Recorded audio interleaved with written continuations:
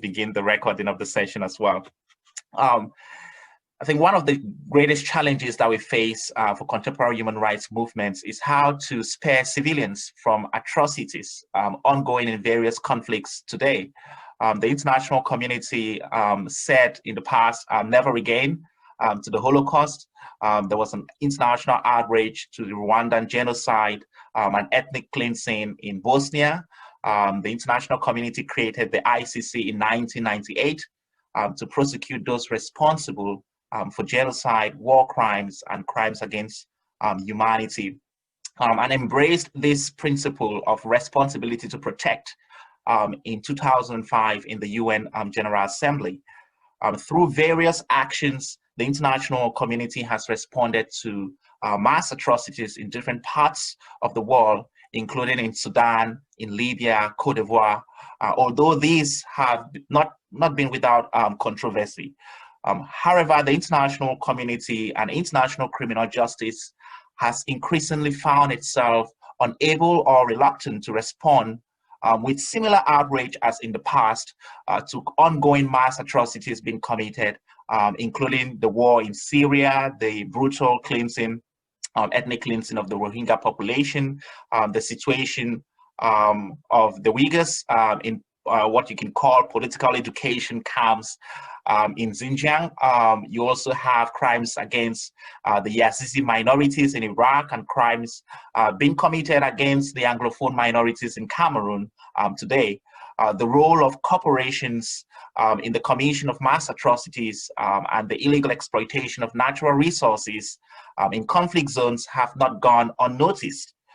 For example, even while the conflict in the English-speaking regions of Cameroon has been ongoing for over 3 to 4 years now, Victoria Oil and Gas, which is a British company, makes a deal to extract natural resources from the region undergoing significant humanitarian and human rights crisis, and to sell to the French-speaking region, thereby fueling the underlying causes of the conflict in the region. Nevertheless, all is not lost, and we shall hear today and tomorrow from different remarkable speakers and organizations working on mass atrocities and human rights on different issues and how they can be addressed in different contexts and regions. There is some glimmer of hope in addressing some of the mass atrocities of our time, including the potential for justice for the Rohingyas before the International Criminal Court, and the draft Business and Human Rights Treaty that, among other things, seek to prevent human rights violations or abuses in occupied or conflict-affected areas by corporations. As Martin Luther King once expressed, the arc of the moral universe is long, but it bends towards justice.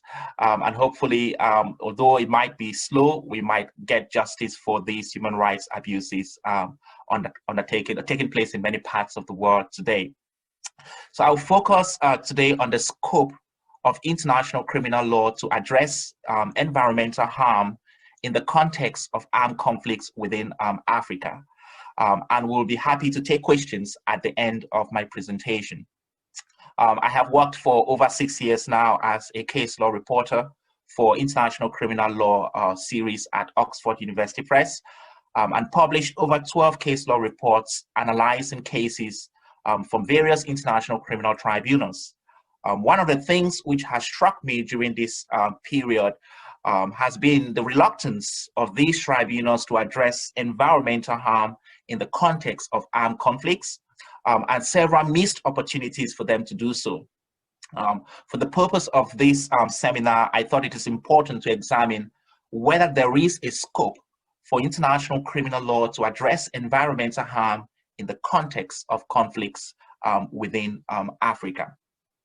And when we look at the effects of modern war on biodiversity and environmental and the environment, these have increasingly been well documented. Within Africa, illegal exploitation of natural resources such as oil, diamond, timber, and minerals have fueled several conflicts in the region. And at this point, I might just pause a little bit as well just to upload some slides that are prepared to actually guide you with the presentation also. So hopefully you can all see the slides which I have up at the moment.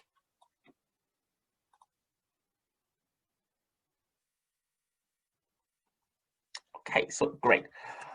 So these exploitation of natural resources, they have helped to fuel and sustain several conflicts in Africa. The conflicts in the Democratic Republic of Congo, for example, between 1995 and 2006, resulted in the decimation of the elephant and hippopotamus populations slaughtered by the Mai Mai rebel militia on an industrial scale. And the impact of this conflict in the DRC, the Central African Republic, between 1970 and 1990s were so severe on the elephant population that they are now estimated, a previous estimate of about 10,000 elephants is now reported today to have essentially disappeared. Some of the negative impact of conflicts in Africa have included deforestation, loss of wildlife. We can also think about the pollution caused by the production of arms. We can also think about pollution of water and rivers and other damages that have happened to the environment. One of the results of armed conflicts activities within Africa have been the destruction of natural parks and nature reserves. According to UNESCO, 23 national parks and nature reserves in Africa have been listed to be in danger. This is the highest number of national parks and nature reserves listed to be in danger in any one given region. The international criminal law, which is the discipline I'll be looking at today, has flourished in recent years with the emergence of several international criminal tribunals and developed a substantial body of jurisprudence and rules. And it has a successful track record, you could describe it in that way, to prosecute certain crimes, war crimes and crimes against humanity within Africa. And this has been done by the ICC, by the International Criminal Tribunal for Rwanda, and by the Special Tribunal for Sierra Leone, the Special Court for Sierra Leone. However, there is no existing international criminal tribunal with a special jurisdiction over environmental crimes. And various international criminal tribunals in the past have either been reluctant to investigate major environmental and cultural crimes, or have simply adopted a very cautious approach in doing so. So at the core question that I have for my presentation today is, to what extent can international criminal law effectively address environmental crimes committed within the context of conflicts in Africa? And I argue in this presentation that international criminal law provides a potential means for addressing environmental harm indirectly through progressive interpretation of genocide, war crimes, and crimes against humanity, and directly within Africa through the provisions of the Malabo Protocol. And so I'll begin by first looking at what provisions under international criminal law exist to directly address environmental harm and what those limitations are. And then the second part of my presentation would look at the crimes against humanity, the core crimes, crimes against humanity, war crimes, and genocide, and look at how those can be progressively interpreted to address several environmental harm within Africa. And then I'll finish up with the Malabo Protocol and how it introduces new environmental crimes within the context of Africa. And so the first provision within international criminal law that I'll be looking at is the additional protocols to the Geneva Convention. I've selected these few provisions of international criminal law because they do attract individual criminal responsibility. There are other laws under international law that do protect the environment, but those do not attract individual criminal responsibility. They can attract state responsibility under public international law, but not individual criminal responsibility. And so the first I look at is the additional protocol, the first additional protocol, Article 35, and that prohibits widespread, long-term, and severe damage to the natural environment. So it prohibits methods and means of warfare that would result or cause widespread, long-term, and severe damage to the natural environment. There is a similar provision as this in Article 55 of the First General Geneva Protocol, which prohibits attacks against the natural environment as a means of retaliation. However, this particular provision of international criminal law has very limited application within the context of Africa. And this is because many of the conflicts in Africa have been non-international armed conflicts. That means they have been conflicts within the state. This provision only applies to international armed conflict, that is conflicts between states. And so if it only applies to conflicts between states, it would be very difficult for this to apply within the context of armed conflicts within Africa, which is predominantly of a non-international nature. And then we can talk about Article 14 as well of Additional Protocol 2 to the Geneva Convention. And this actually applies within the context of non-international armed conflict. And it prohibits attacks that will destroy, remove, or render useless foodstuffs, agricultural areas for the production of foodstuffs, crops, livestock, water installation, and supplies and irrigation works. So that provision, however, it does not qualify as a grave breach under the Geneva Conventions, and that also limits its application. Its application in the context of conflicts within Africa is also limited by what we refer to as its anthropocentrical inclination. And what that means is, unless the destruction of livestock, drinking water is used as a means to starve civilians, it would not necessarily be prosecuted under this particular provision. And so it does not protect the environment or these agricultural areas, foodstuffs, and livestock in their own right. It only protects them to the extent that they are used as a means and method of warfare to cause starvation of the civilian population. The next provision that I thought I could also look at is the Rome Statute, Article 8 sub 2b sub 4. The Rome Statute was adopted in 1998, and it established the International Criminal Court, provided a broad framework for enforcing international humanitarian norms.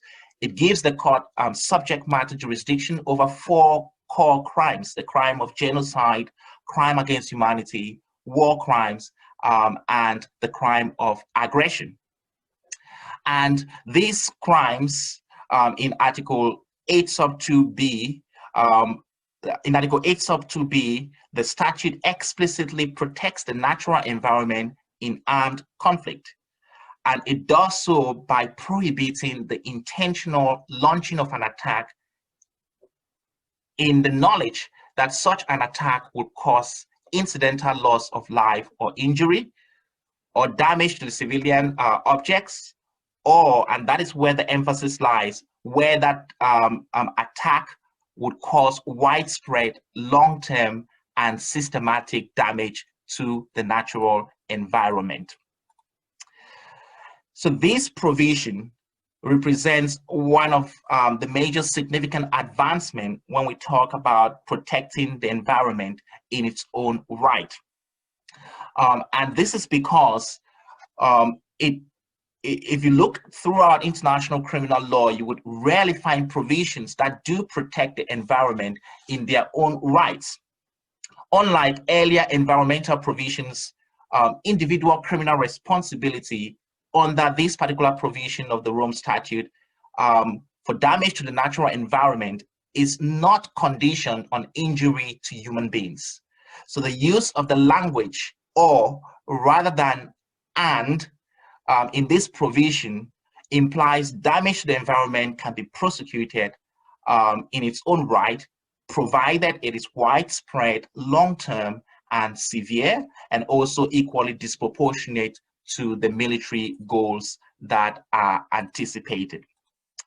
And so what this would mean is that for damage to the environment to be prosecuted under the Rome Statute, it would need to be disproportionate in relation to the military advantage that resulted in that damage to the environment, again, still putting in place a very high standard.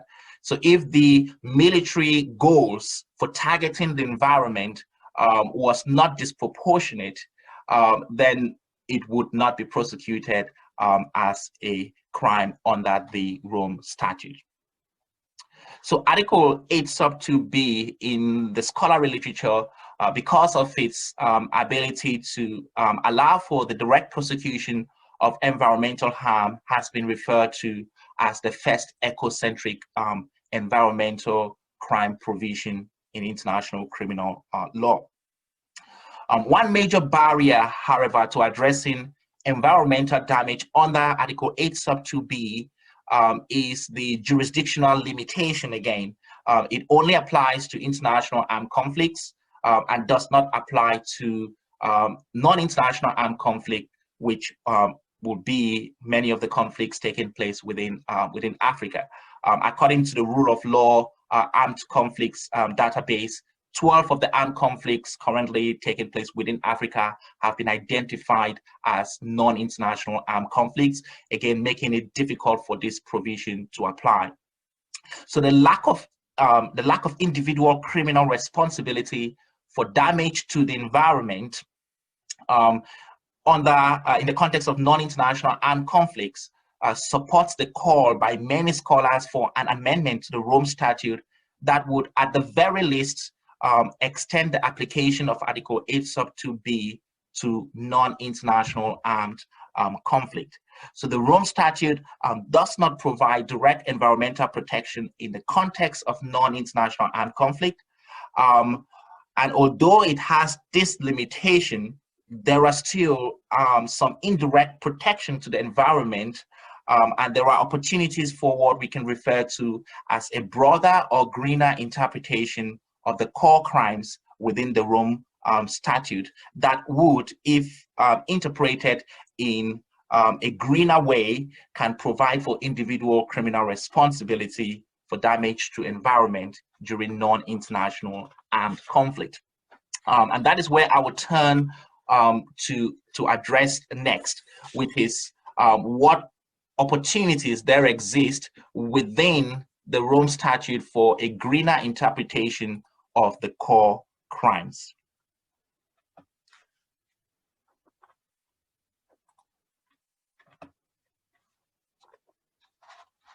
So there are several provisions within the Rome Statute that can allow for this greener interpretation.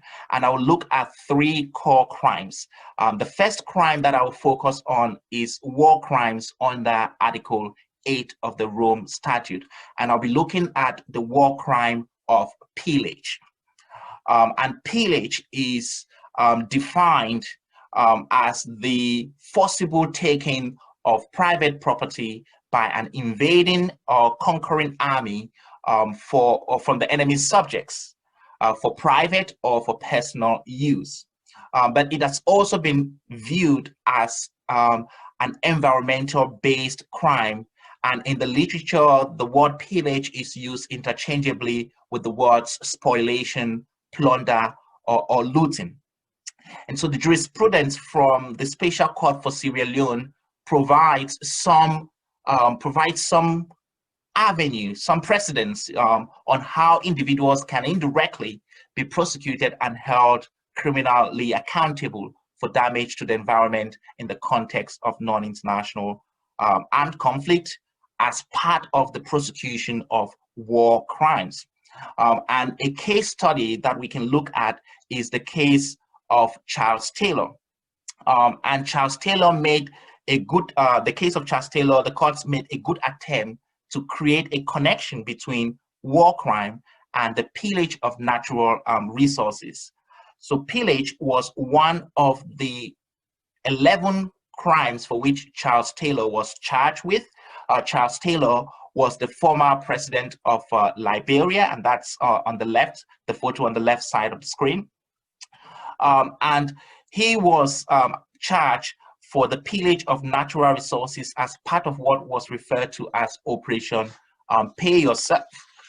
As part of this operation, the tribunal found that there was looting of civilian property by soldiers in several districts in Sierra Leone on a large scale and in an indiscriminate manner.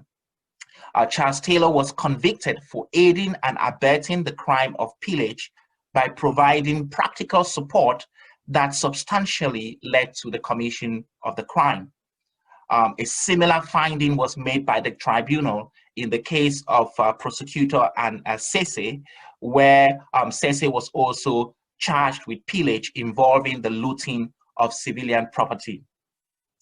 So these cases do demonstrate that it is possible to prosecute and convict the crime of pillage in the context of a non-international armed conflict.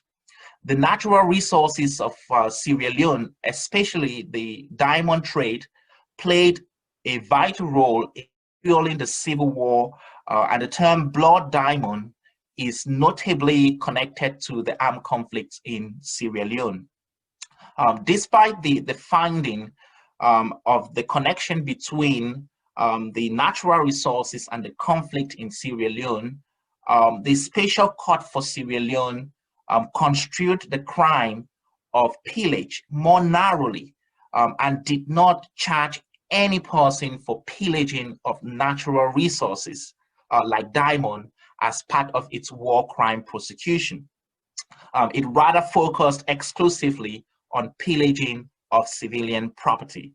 So that was a missed opportunity for the courts to actually address pillaging of natural resources as part of the crime, the core crime, war crime of pillage. Again, a similar approach has been adopted by the International Criminal Court in the case of prosecutor and Germain Katanga, the photo on the right, who was found guilty of pillage as part of war crimes under Article 8 sub 2E of the Rome Statute. He was found to have extensively destroyed civilian property, including houses, food, and animals. But again, the illegal exploitation of natural resources, which provoked and sustained conflicts, has not really been addressed by the International Criminal Court. So there lies another avenue where the court can really come in to address some of these pillaging of natural resources occurring in the context of armed conflicts. The second crime I look at is the crime against humanity under Article 7 of the Rome Statute. And this does provide the broadest opportunity for the ICC to prosecute environmental crimes. There has been increasing rise in the number of prosecutions for environmental or for crime against humanity in the International Criminal Court, including the situation in the Republic of Kenya, the situation in Libya, the situation in Cote d'Ivoire. Even more recently, the prosecutor of the ICC has been talking about prosecuting crimes and abuses committed by Boko Haram Islamic group as part of its crime against humanity prosecution within the ICC. So there are philosophical justification for conceptualizing environmental crimes as crime against humanity. But although I focus here on what the legal questions would be when we have to prosecute crimes against humanity, environmental crimes as part of crime against humanity. Article 7 of the Rome Statute does not explicitly mention the environment, but it does list about 11 actions that would amount to 11 actions that would amount to crime against humanity. And three of these actions can indeed be extended to apply to the environment, or will provide avenues where the environment can be prosecuted as part of the war crime prosecution in the ICC. So I look at three possible avenues where crime against humanity, environmental crime, can be addressed within the context of crime against humanity. And one of them is the crime of extermination. So extermination is the destruction of the environment. The destruction of the environment can indeed be considered for prosecution under Article 7, where it is used as an instrument to destroy a group of people. Extermination is defined as the intentional infliction of conditions of life, inter alia, the deprivation of access to food and medicine, calculated to bring about the destruction of part of a population.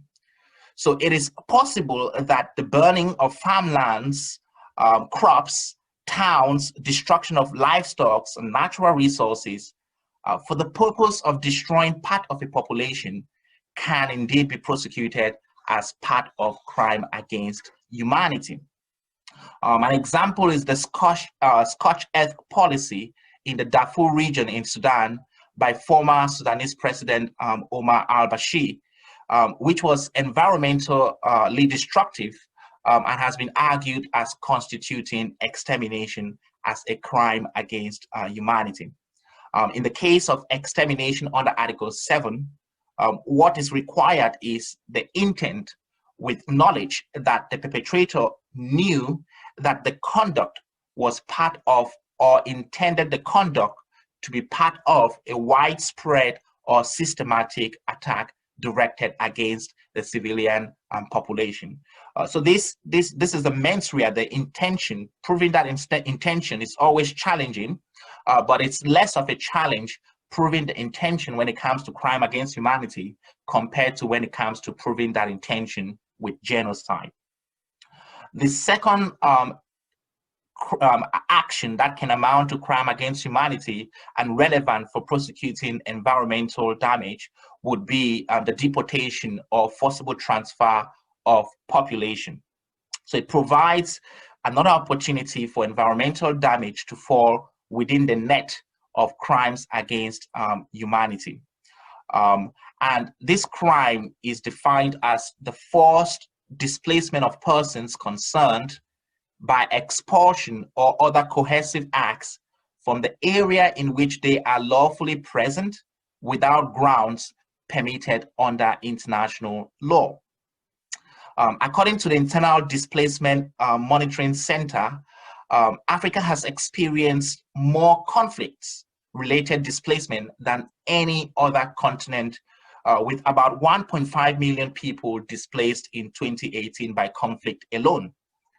The destruction of the environment, illegal exploitation of natural resources, or illegal dispossession of land can be prosecuted if they are the means by which the deportation or forcible transfer of population as a crime against humanity is committed. So land grabbing by foreign corporations is a major phenomenon in many parts of Africa, which often results in the displacement of indigenous communities. I believe Dr. Corinne Lewis will expand on this aspect of corporate responsibility in relation to the rights of indigenous people. And I also believe in later another presentation by Wahab and Hope, we'll also talk about the Yazizi legal from the Yazizi legal network. You also talk about the displacement of over 400,000 Yazizis as part of crimes committed against that minority group. Another example that I pulled up was in 2011, where an Italian businessman in Senegal was handed over 200 hectares of land by the Senegalese government to grow sweet potatoes and sunflowers to produce biofuels for European cars, despite the fact that the project would displace entire villages and destroy grazing land for cattle. So when the means for survival, including land, cattle, and other natural resources are denied or destroyed during armed conflicts, living conditions become unsustainable, resulting in displacement, which some have argued have resulted in more deaths than direct killings during conflict. In the Niger Delta region of Nigeria, where armed conflict is still rife, oil spillage in the sea by Shell has deprived thousands of fishermen of their source of livelihood and clean water. However, it is a requirement in international criminal law that the harm to the environment be part of a widespread or systematic attack against a civilian population. So isolated acts involving destruction to the natural environment, illegal exploitation of natural resources, or dispossession of land will not meet this requirement. So the ICC in its judgment have failed to consider the economic motivations behind forced displacement in the context of non-international armed conflicts in the DRC and in Uganda as well. So these three aspects, these two aspects, extermination, deportation, do provide possible avenues where environmental harm can be prosecuted if they are the means by which the destruction of part of the population is undertaken, or they are the means by which deportation or forcible transfer is undertaken. The third crime I would consider here is other inhumane acts. And Article 7 of the Rome Statute can provide the basis for addressing damage where such damage constitutes what is referred to as other inhumane acts. That is, acts or omissions that deliberately cause serious mental or physical suffering or injury, or constitute a serious attack on human dignity. So those are possible crimes, and this is consistent with what the academic literature and the ICC noted in the case of Prosecutor and Katanga, that it will cover serious violations of basic human rights drawn from the principles of international human rights law, and that the purpose of including other humane acts in the Rome Statute was to provide the flexibility to address serious violations of human rights.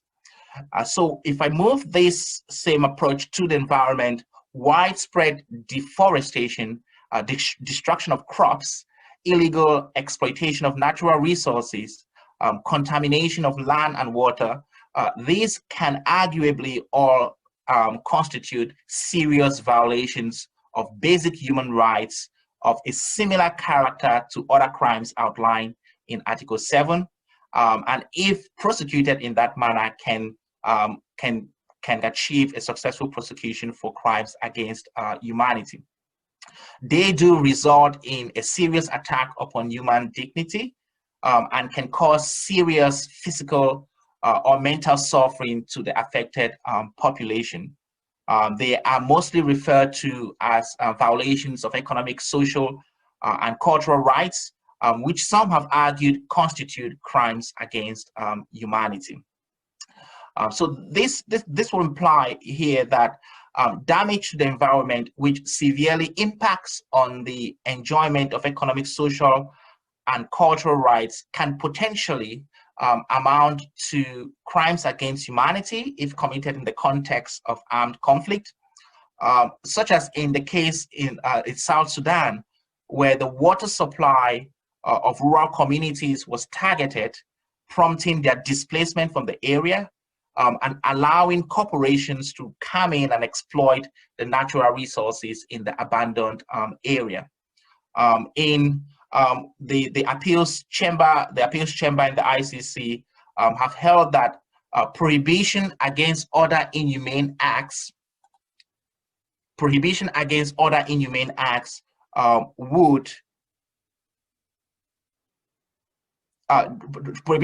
inhumane acts should not be restrictively interpreted, should be broadly interpreted, and that opens the possibility for widespread environmental damage resulting from serious environmental harm to be prosecuted. Other aspects that you can look into would be continuous and knowing toxic waste dumping in many indigenous communities within Africa, which have resulted in death, environment, and other significant health problems to a significant part of the population. Those actions are certainly inhumane, and those actions can be prosecuted as part of other inhumane acts if committed within the context of armed conflicts. So if you think of the situation in Somalia, the dumping of radioactive and other toxic waste on the shores of Somalia, which started as far back as in the 1980s, continued and helped fuel the civil war in Somalia. It had devastating health consequences on the population, and it was a pattern of toxic colonial waste dumping within the area. And the United Nations Environmental Program in 2005 concluded that that contamination from the waste deposits have caused health and environmental problems to the surrounding local fishing communities, including contamination of groundwater, health problems such as acute respiratory infections, dry, heavy coughing, and mouth bleeding, abdominal hemorrhages, and other skin and chemical reactions. So those can indeed constitute serious inhumane actions that can be prosecuted as part of other inhumane acts. So I'll then move on to the third part, the third crime that I considered, which is the crime of genocide.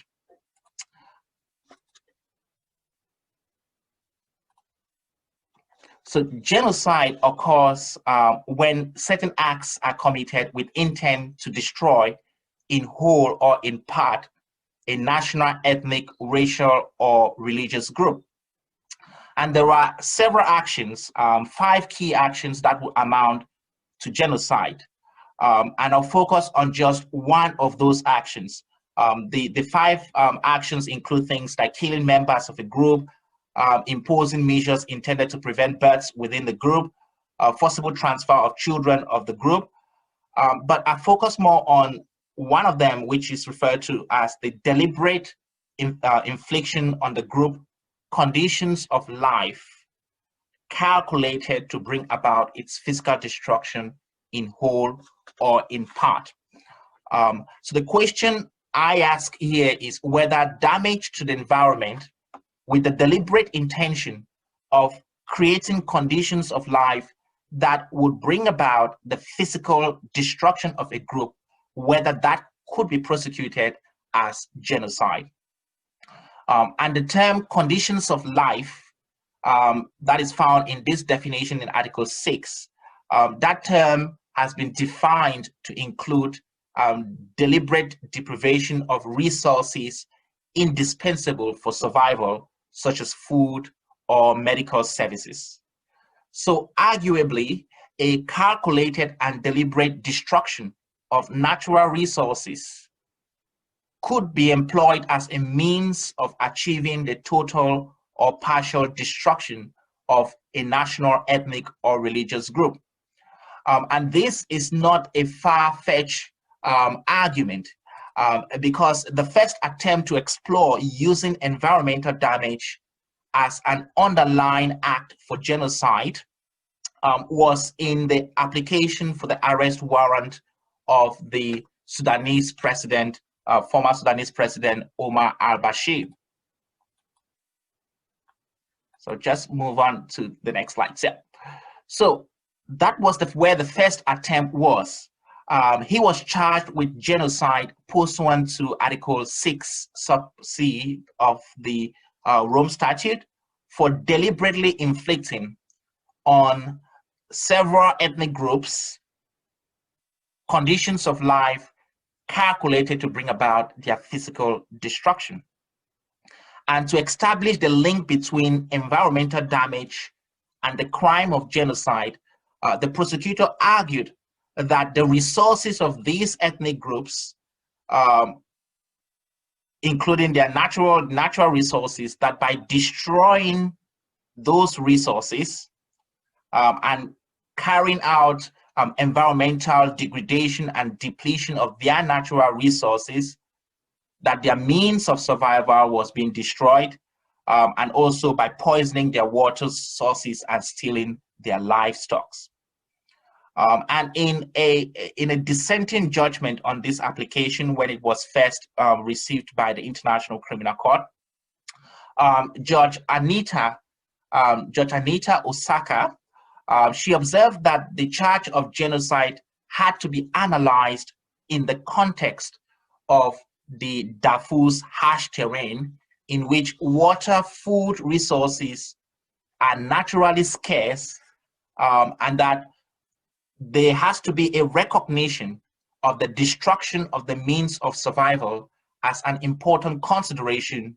And she concluded in the case that there was evidence that the destruction of food supplies, food sources, water supplies, and water sources provided reasonable grounds to believe that the means of survival of the ethnic groups had been systematically destroyed, and that there was reasonable grounds to believe that the former Sudanese president, had a required genocidal intent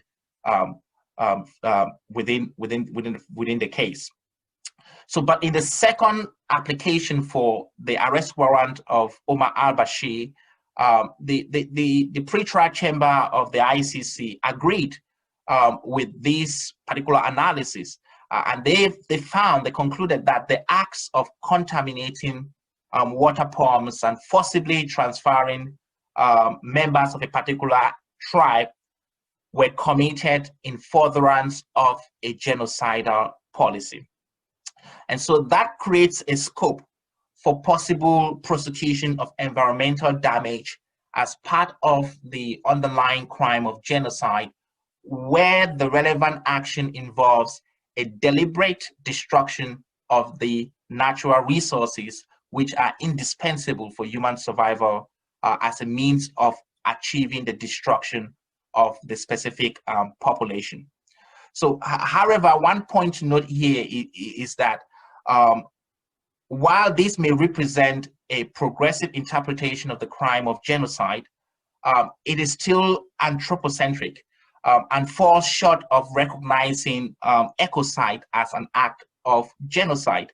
And so if the destruction of the environment by itself, and if it doesn't result in damage to a civilian population or does not result to harm to the civilian population, then that would not really still amount to a crime in the context of international criminal law. So the scope of application is limited also just to physical and biological destruction, and does not apply to cultural genocide. In the case of prosecutor and Blagojevic, the tribunal in that case held that the term destroy in the definition of genocide does not include cultural genocide, and stated that the destruction in question is the material destruction of a group, either by physical or biological means, not the destruction of their national, linguistic, religious, or cultural identity of a particular group. So that implies that it will be difficult to prosecute for genocide where the damage to the environment only results in the destruction of cultural or religious identity of a group of people. So that is still an ongoing discussion on how that definition of genocide can be broadened to include cultural genocide, and other aspects of a group's identity that is destroyed in the context of an armed conflict. So the final part that I will finish with is the Malabo Protocol and the potential for this to create what is referred to as the African Criminal Court. In June 2014, the African Union met in Malabo, which is the capital of Equatorial Guinea, and adopted the protocol that amended the statute of the African Court of Justice and Human Rights and merged it with the African Court on Human and People's Rights to create what has become known as the African Court of Justice and Human Rights. And according to the Malabo Protocol, the court would have three jurisdictions, three sections. It will have a general affairs section, a human rights section, and an international criminal law section. It is this international criminal law section which has been referred to as the African Criminal Court. And the introduction of this African criminal law section represents a significant development for the protection of the environment. And this is because in addition to the 4 crimes in the Rome Statute that it seeks to address, the crime of genocide, crime against humanity, war crime, and the crime of aggression, in addition to those 4, it does introduce 2 new environmental-based crime. And one of them is the crime of trafficking in hazardous waste, and the other is the crime of the illicit exploitation of natural resources. So I'll be looking at these 2 crimes, but I'll examine 3 key provisions of the statute of the African Court of Justice and Human Rights to see how it introduced new crimes into international criminal law. So the first crime I look at is the crime of terrorism under Article 28G of the statute. And according to this statute, terrorism means any unlawful act that endangers the life, physical integrity, or freedoms of or cause serious injury or death, or may cause damage to public or private property, to natural resources, environment, or cultural heritage. So an act will be unlawful for the purposes of Article 28G if it violates any national criminal law, the AU law, the African Union law, or the African Regional Economic Community law. The scope of Article 28G is limited to terrorism acts perpetrated outside the context of an armed conflict. So this arguably has the potential to address acts of terrorism that damage the natural resources and the environment committed during peacetime, whereas acts of terrorism committed during an international or non-international armed conflict may be prosecuted as part of the war crime by the ICC or other international criminal tribunal. So unlike other international criminal law provisions which require damage to the environment to be severe or to be widespread for it to be prosecuted, the annex of the statute of this Malabo Protocol is broader, and it covers any damage to the natural environment or to the cultural heritage of the people. So the destruction of cultural heritage by terrorist organizations operating within Africa, including to the landscape, the archaeological sites, monuments, and other cultural objects, can be prosecuted under this provision as an act of terrorism that also damages the environment. The second provision I look at is Article 28L, and it does refer to this crime of trafficking in hazardous waste. The dumping of hazardous waste in Africa, as mentioned in the beginning by Western European companies, has been a problem since the 1980s, And this continues even when there is a lack of proper waste management systems in many states in Africa. While the nature of these toxic wastes in the past have included nuclear, pharmaceutical, and pesticides, in recent years, there has been what you can describe as a tsunami of electronic waste. Trade in hazardous waste is becoming even more profitable than trafficking in drugs and human and arms. And these have devastating environmental and health consequences. In 2006, in addition to pollution, 20 people were killed and thousands of others poisoned by an illegal dump of 500 tons of chemical muds in Abidjan, Cote d'Ivoire, by a Greek-owned tanker. And so this remains a very serious problem within Africa. And Article 28 of the Statute of the African Court of Human Rights represents one of the first direct attempts to make trafficking in hazardous waste a crime under international law, attracting individual criminal responsibility. So the crime of trafficking in hazardous waste, it exists under some national criminal law, but under international criminal law, that crime itself does not exist. So this Article 28L represents the first direct attempt to make trafficking in hazardous waste a crime under international criminal law. And given the prevalence of illegal trafficking of hazardous waste in Africa and the devastating environmental and health impact that comes with it, the criminalization is symbolically an important step towards ensuring criminal accountability for environmental damage. And the third article that I will finish up with is Article 28L bis, which talks about the illegal exploitation of natural resources. So the illicit exploitation of natural resources has been the defining characteristics of many of the armed conflicts in Africa, including in Sierra Leone, Liberia, Angola, Central African Republic, and the Democratic Republic of Congo.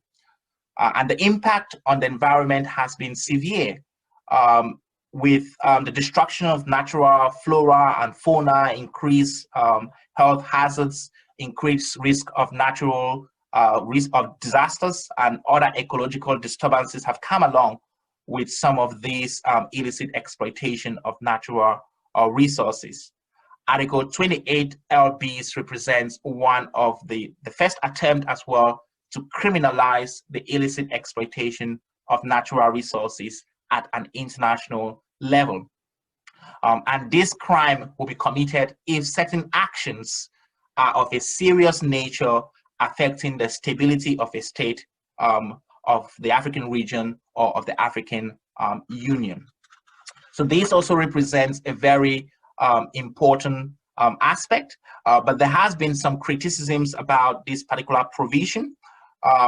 And one of the criticism is that it seeks to criminalize violations of regulations and procedures on environmental governance, which were not originally intended to be punished in international criminal law.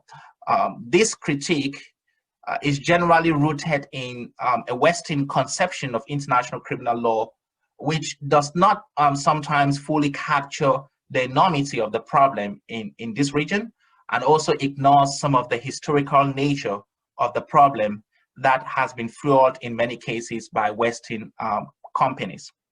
So one of the approaches to, one of the presentations that will be discussed later on today or tomorrow by Tanya would explore in greater details some of these third world approaches to human rights that seek to deconstruct Western conceptions of human rights and offer a perspective that considers the historical factors of third world countries.